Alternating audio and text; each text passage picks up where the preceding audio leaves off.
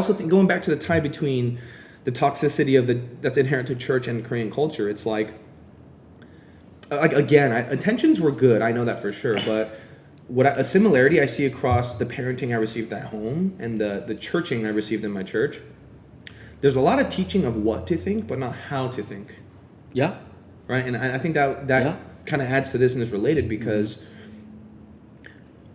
when I left the church, I almost felt betrayed and kind of like I was being kept blind to the real world because of that, right? Because people aren't always going to be there to tell you what to do and how to think. Right. But if you get equipped with how to think, then all of a sudden you're empowered to kind of find out what you believe and who you are, that kind of thing. Yeah.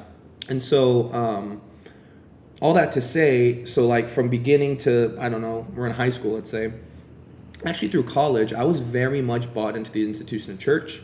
The whole time I felt very fake about it. I felt like I had two personalities and two lives. And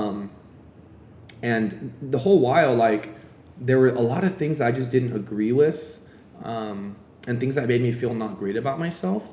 But it was either written off as like, well, that's something you need to figure out. Yeah. Maybe you're wrong. And it was just kind of discouraged because God forbid you say something negative about the pastor in the front. God forbid you say something negative about the organization that this. Do you know how much? You know what this brand? What is behind this brand, Daniel? It's Jesus motherfucking Christ. You want to go up against that, right? And that was kind of the message. And I was like, well, damn, no. Like I don't want to go into a losing battle. Yeah. But fast forward, I think the bitterness that was in my heart, I think started to grow to a point where I just left the church. Yeah. And this was big for me because, like I said, I grew up in the church. I didn't know anything but the church. Like even college, you get your first taste of freedom. Mom's not around. I get to do whatever the fuck I want to do whenever I want. But something in my heart was like, your ass better get to church though on Sunday. I don't care how hungover you are or whatever. And so after college, when I left the church, it felt, I mean, I was scared. I was like, damn, am I going to get zapped by a bolt of lightning on this Sunday when I wake up? But weirdly enough, it was in that hiatus, which I'm technically still in right now, but it was in that hiatus that I weirdly found, I felt like I experienced God more than I ever had while going to church. I felt like I was learning things about myself that I never had while I was in the church. Yeah.